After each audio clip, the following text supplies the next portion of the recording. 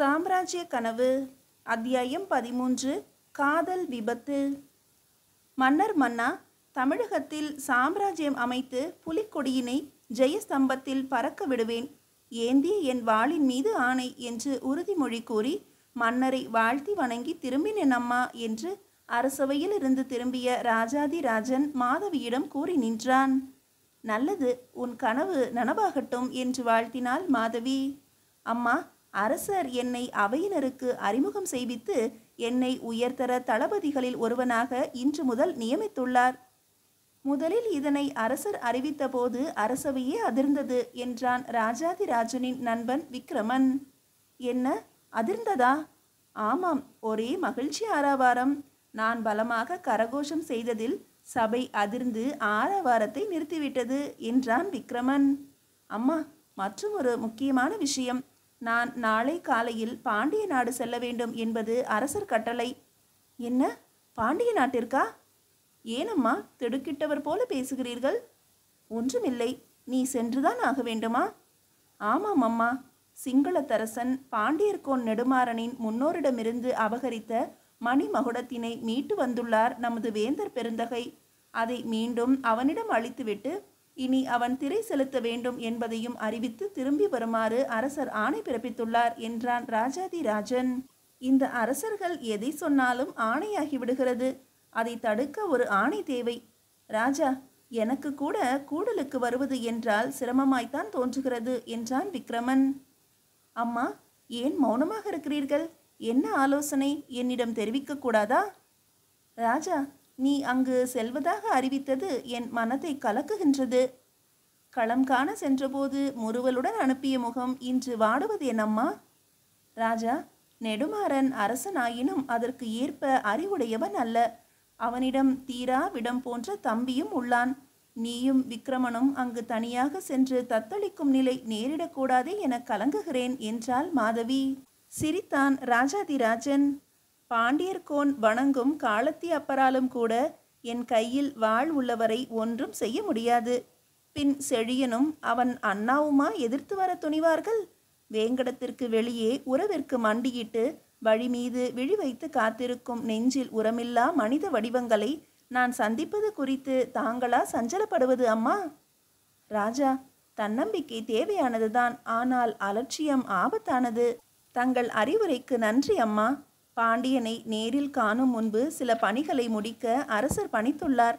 அவற்றை முடித்ததும் தென்னவனிடம் விஷயத்தை கூறி பேழையை கொடுத்துவிட்டு பதிலுரை பெற்று உடனே திரும்பி விடுவேன் என்றான் ராஜாதிராஜன். ஆமாம், பாண்டியனையும் அவன் சகோதரன் செழியனையும் தாங்கள் எப்படி அறிவீர்கள் என்று கேட்டான் விக்ரமன். காலம் வரும்போது நானே சொல்கிறேன் என்றாள் மாதவி. அந்த காலம் என்று வருமோ நான் அறியேன்.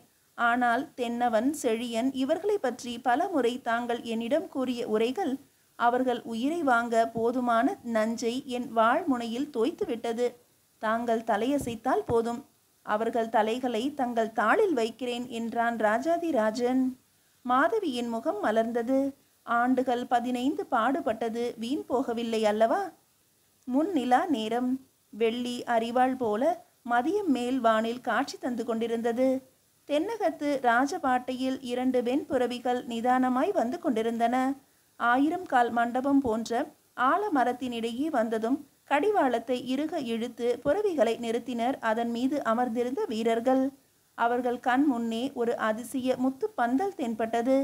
எழில்மிகும் பந்தலின் மீது மீன் மிளிரும் கொடி பட்டொளி வீசி பறந்து கொண்டிருந்தது.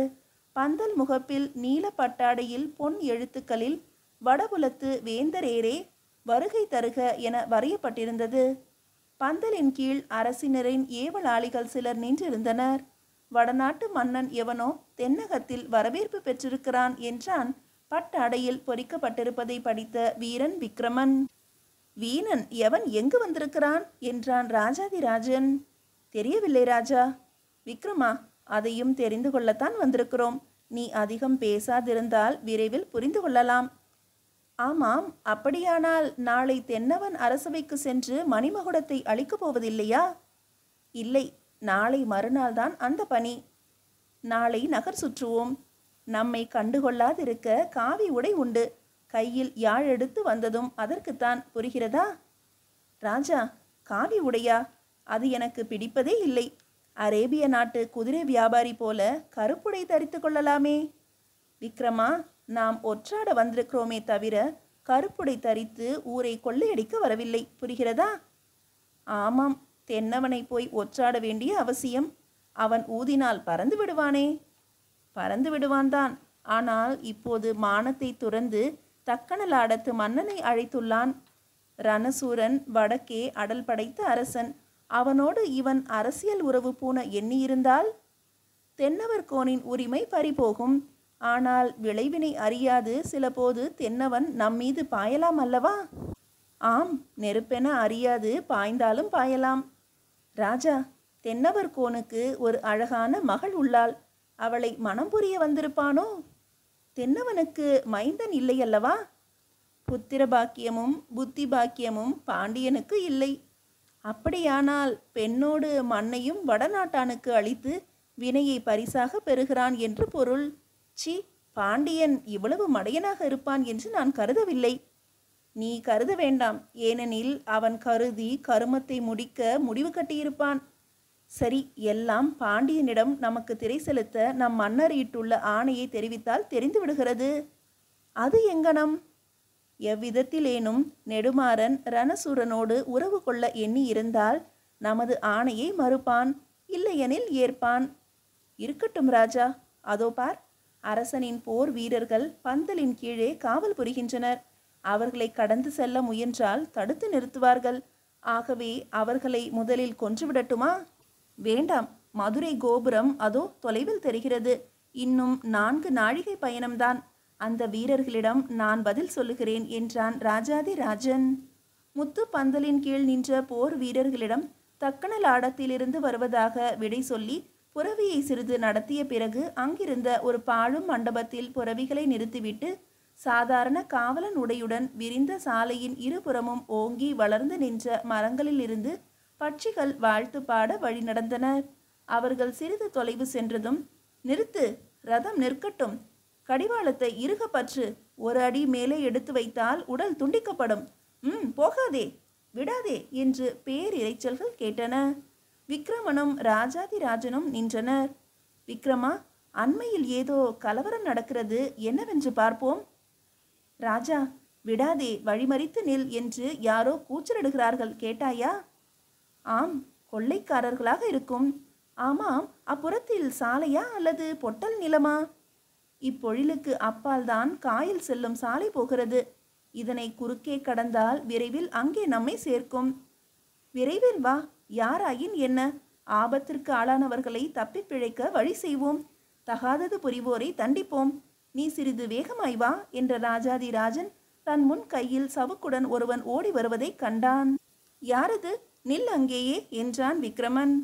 ஐயோ, நான் ஏதும் அறியாதவன், என்னை விட்டுவிடுங்கள், ஓடி பிழைக்கிறேன் என்ற வண்ணம் எதிர்திசை நோக்கி ஓட முயன்றான் ஓடி வந்தவன்.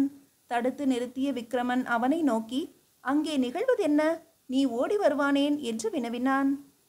ரதம் கொண்டு வந்தேன், தடுத்து நிறுத்தி விட்டார்கள். என்னை கட்டி போட போவதாக சொன்னார்கள், அதனால் ஓடி வருகிறேன். வீரன்தான், போகட்டும். இதற்கா இவ்வளவு கூக்குரல் இடுகிறார்கள் அங்கே? ஆமாம், ஏன் தடுத்து நிறுத்தினார்கள்? ஐயோ, இது என்ன கேள்வி? தேசம் போகிற போக்கு அப்படி, என்னை விட்டுவிடுங்கள் என்று கெஞ்சினான் தேர்ப்பாகன். விக்ரமா, அவனை விட்டுவிடு என்றான் ராஜாதிராஜன். அவனை விக்ரமன் விட்டவுடன், ஒன்று கேட்க மறந்துவிட்டேனே. ஏய், அதில் இருப்பவர் யார் என்றான் ராஜாதிராஜன். அதில் இருப்பவர்களா? ஐயோ, சொன்னால் தலை போய்விடும் என்று துள்ளி ஓடினான் தேர்ப்பாகன். விக்ரமா, வா, அவ்விடத்திற்கு விரைவோம் என்றான் ராஜாதிராஜன். அழகிய கரு நீல நிற ரதம் ஒன்று நாற்புறமும் கதவுகளால் மூடப்பட்டு சாலையின் நடுவே நின்றிருந்தது. அதன் முன் பூட்டியுள்ள கம்பீரமான குதிரைகள் வெண்ணிற பஞ்சு போன்ற நுரை கக்கிய வண்ணம் விரைப்புடன் நின்றிருந்தன. பலர் அதன் கடிவாளத்தை பிடித்திருந்தனர். யாரது உள்ளே? உடனடியாக தாளினை அகற்றுங்கள், இல்லையெனில் கதவு உடைக்கப்படும் என்றான் கூட்டத்தில் ஒருவன். இது அரண்மனையிலிருந்து வந்துள்ள ஆடம்பர வண்டிதான். இந்த ஒய்யார ரதத்தில் இருப்போரை சும்மா விடக்கூடாது என்றான் மற்றொருவன். நாம் வறுமையால் வாடும்போது இவர்களுக்கு உல்லாச சவாரி வேறு, உடையுங்கள் கதவை என்றான் இன்னும் ஒருவன். மரியாதையாய் திறக்கின்றீர்களா அல்லது ரதத்திற்கு தீ மூட்ட வேண்டுமா என்று அச்சுறுத்தினான் வேறொருவன். ரதப்பாகன் ஓடிவிட்டான். கடிவாளத்தை நாங்கள் விட்டுவிட்டோம் என்றால் உங்கள் உயிர் உங்களுடையதல்ல, வெளியே வந்துவிடுங்கள் என்று எச்சரித்தான் பிறிதொருவன். பாரடா, பவளமல்லி தோட்டம் போலிருந்த நாடு பாழாய் கிடக்கும் காட்சி கண்ணில் படாதிருக்க சாளரங்களுக்கு பட்டுச்சீலை, தங்கப்பூன் கம்பிகள், வெள்ளி சட்டங்கள், இவர்களை விடக்கூடாது என்றான் கூட்டத்தின் தலைவன். ரதத்தினுள் இருந்த பூங்கோதை அஞ்சி நடுங்கினாள். அரசிலங்குமரியோ கோபத்தால் கொதிப்படைந்தாள். அஞ்சாதே பூங்கோதை, தாளினை அகற்று, நான் இறங்குகிறேன். தடுப்பது தருக்கர் கூட்டமெனில் வெட்டி வீழ்த்து விடுகிறேன் என்றாள் இளவரசி. மாறாக மக்கள் கூட்டமாக இருந்தால் ஆபத்தாக அல்லவா முடியும்? நீங்கள் ஒருவர், அவர்கள் பலர் என்று எச்சரித்தாள் பூங்கோதை. ஆத்திரம் அடைந்துள்ள மக்களெனில் ஆவன செய்வோம் என்று இவர்களுக்கு உறுதிமொழி அளிப்போம். ஆனால் அரசருக்கு இச்செய்தி தெரிய வந்தால் விபரீதமாக அல்லவா முடியும் என்று கலவரத்துடன் பேசினாள் கோதை. இளவரசியும் யோசித்தாள். உடைத்தெறியுங்கள் கதவை என்று கூட்டத்தின் தலைவன் உத்தரவிட்டான். இளவரசி சினத்தீயாய் மாறி தாளினை அகற்ற கையெடுத்தாள். அவளின் ஒரு கரம் வாள் எடுத்தது. வெளியே, உடைப்பவனின் உடலில் உயிர் நிற்காது, எச்சரித்து விடுகிறேன் என்று ஒரு கம்பீரமான குரல் இளவரசியின் காதில் விழுந்தது. தடையிட நீ யார்? சீறினான் கூட்டத்தின் தலைவன். அதையே நானும் கேட்கிறேன். கலவரம் புரியும் நீங்கள் யார்? இது அவசியமற்ற கேள்வி. நீ கொற்கை கொற்றவனின் குற்றேவல் புரிபவனா அல்லது கோமானை குற்றவாளியாக்கி வருபவனின் கையாளா? இரண்டும் இல்லை. பிறகு உனக்கு இங்கே வேலை இல்லை. இல்லை, நீங்கள் வேலை தர நேரிடுமோ என்று எண்ணுகிறேன். வீண் பேச்சு பேசாதே, விலகிச்செல், விட்டில் பூச்சியாகி விடுவாய். கொட்டிய பின்புதான் புரிந்து கொள்வான் போலும். ஆணவ பேச்சு. நீ அரண்மனை வாசியா? ரதத்தில் இருப்பது யார்? அந்த புறவாசியா? இருக்கலாம். அப்படியானால் நிச்சயமாய் நீங்கள் இன்று தப்பித்துவிட முடியாது என்றான் அந்த கூட்டத்தின் தலைவன். விக்ரமா, இவர்களை விலக்கு. நீங்கள் இருவர், நாங்கள் பலர். லட்சம் அலிகளை ஒரு மரத்தமிழன் ஓட்டி விடுவான். திமிர் பிடித்தவனே, உயிரிழந்த உன் உடலினைத்தான் அரண்மனை காணப்போகிறது என பாய்ந்தனர் பலர். கடிவாளத்தை பிடி விக்ரமா என்றான் ராஜாதிராஜன். மறுகணம் நரிகள் கூட்டத்தினிடையே நிற்கும் அரிமா ஆனான். பலர் வீழ்ந்தனர், சிலர் உயிரிழந்தனர், எஞ்சியோர் தப்பி ஓடினர். ஆக அந்த இடம் காலியானது. விக்ரமா, மரக்குலத்தோர் முயல் குட்டிகள் போல ஓடும் காட்சியினை பார் என கூறி திரும்பினான் ராஜாதிராஜன். அவன் முன்பு மெல்லிய தும்பை பூ போன்ற வெண்மையான ஆடையினை அணிந்த மங்கை நல்லால் நின்றிருந்தாள். அவள் எழில்வதனத்தை ஆடை மறைத்திருந்தது. அவள் செம்பொன் சிற்றடிகளை மான் தோல் மிதியடி மறைத்தது. கையில் வளை ஓசை இல்லை, காலில் சிலம்பொலியும் இல்லை. கண்கள் கண்டதெல்லாம் கண்வாங்க இயலாத கமல மலர் கரத்தினைதான். அதன் காந்தல் விரல்களில் அழகிற்கு அழகு செய்வது போல மரகத நிற கனையாழி ஒளி வீசியது. மிகவும் நன்றி ஐயா. காலத்தால் செய்த உதவி கடலினும் பெரிது. கைமாறு எதுவும் இந்நேரம் செய்ய இயலாமைக்கு வருந்துகிறேன். எனினும் கைமாறு கருதி உதவி புரிய நான் வரவும் இல்லை, செயற்கரிய உதவியும் செய்துவிடவில்லை என்று குறுக்கிட்டான் ராஜாதிராஜன். தாங்கள் புரிந்த உதவி மிக பெரிது. இந்த கனையாழியை பரிசாக ஏற்றுக்கொள்ளுங்கள் என்று அதனை கழற்ற முயன்றாள் இளவரசி. மன்னிக்கவும், நான் அதனை ஏற்க முடியாது என்று கூறி சிரித்தான் ராஜாதிராஜன். சிங்கம் போல நிற்கும் அவனை திரை வழி நோக்கினாள் இளவரசி. காலை நேர பருதி போல வதனம், மனம் பறிக்கும் வைரத் தோள்கள், வலிவான உடல் அமைப்பு, கண்ணியமான தோற்றம். நில ஒளியில் யவன நாட்டு வீரச்சிலை போல நின்றிருந்தான் ராஜன். கனையாழியை நன்றியின் சின்னமாக கூட ஏற்றுக்கொள்ளக்கூடாதா? குழைவான குரலில் கேட்டாள் இளவரசி. நான் கடமையை திரவியத்துக்கு விற்பதில்லை. அஃதிருக்கட்டும், தாங்கள் யார்? வேறு ஏதாவது கேட்கலாம். கடுமையான குரலில் பதில் சொன்னாள் இளவரசி. குரலில் கலந்திருந்த கோப குறிப்பை உணர்ந்த ராஜாதிராஜன் அதன் கம்பீர எழுச்சியை வியந்த வண்ணம், உங்கள் தேர்ப்பாகர் ஓடப்பராகிவிட்டார். நீங்கள் எங்கனம் நகர் சேரப் போகிறீர்கள் என்று வினவினான். இளவரசி திடுக்கிட்டாள். கோழை, துணையில்லாது வந்ததின் விளைவுகள் இவை அனைத்தும் என்று சலித்த வண்ணம் பெருமூச்சு விட்டாள். வருந்து வேண்டாம், நான் தேரை செலுத்துகிறேன். நீங்கள் செல்லுமிடம் எது? சூதிருக்குமோ என ஐயுற்ற இளவரசி ஒரு கணம் மௌனமாக நின்றாள். வீணாக என் மீது சந்தேகப்பட்டு சஞ்சலத்துடன் போராட வேண்டாம். விருப்பம் இல்லை எனில் விட்டுவிடுங்கள். ஆத்திரம் கொள்ள வேண்டாம். நான் உங்கள் மீது ஐயப்படவில்லை. ஆமாம், தாங்கள் யார்? வேறு ஏதாவது வினவலாம். கூறக்கூடாதா? கூறக்கூடாது என்பதல்ல, கூற முடியாது, குறுக்கிட்டான் விக்ரமன். பலகணியினை திறந்தாள் பூங்கோதை. உள்ளே நோட்டமிட்டான் விக்ரமன். சரி, உங்கள் உதவியினை நாம் ஏற்றுக்கொள்கிறோம். காலம் இதற்கு கைமாறு புரிய வாய்ப்பளிக்கட்டும் என்று ரதம் ஏறினாள் இளவரசி. ராஜா, அழகாக இருக்கிறது என்றான் விக்ரமன். என்ன? குதிரைகள் மிக அற்புதமாய் ஓடுகின்றன என்றான். ஆமாம், மிகவும் வேகமாய் ஓடுகின்றன என்றான் ராஜாதிராஜன். எனினும் தென்னகத்து ஓடப்பர்களை விட மெதுவாகத்தான் செல்லுகின்றன என்றான் விக்ரமன். ஷ் என்று அவனை அடக்கினான் ராஜாதிராஜன். சாளரம் வழியாக இதனை எதிர்பார்த்த இளவரசியை இருவரும் கவனிக்கவில்லை. மதுரை மாநகரின் ஆற்று பாலத்தை கடக்கும் போது, ஐயா, நிறுத்துங்கள் நிறுத்துங்கள் என்று ஓலமிட்டான் ஒருவன். ராஜாதிராஜன் ரதத்தை இழுத்து நிறுத்தினான். அடடே, நமது ஓடப்பர் என்று சிரித்தான் விக்ரமன். திரையை விலக்கிய பூங்கோதை சாரதி என்றாள். அம்மா என்று நாக்குழற மெய்மறந்து நின்றான் தேர்ப்பாகன். நல்லது, அவனிடம் ரதத்தினை ஓட்டச் சொல். உதவியவர்களுக்கு நம் நன்றியை மீண்டும் தெரிவித்து விடு கோதை என்றாள் இளவரசி. ராஜாதிராஜனும் விக்ரமனும் இறங்கினர். சாளரத்து பட்டுத்திரை விலகிற்று. பொன் தாமரை மொட்டு போல குவிந்து விடை கொடுத்தது இரு கரங்கள். ரதம் ஓடிற்று. அரண்மனை கோட்டையினை அடைந்ததும் இரவு நடுநிசி நேரம் என்பதை அறிவிக்க ஒலித்தது மணியோசை. அஞ்சிய உள்ளத்தோடு இளவரசியும் பூங்கோதையும் ஒருவரையொருவர் பார்த்தனர். ரதம் மேலே செல்லாமல் நின்றது. வெளியே ஏக காலத்தில் உற்று நோக்கினர் இருவரும்.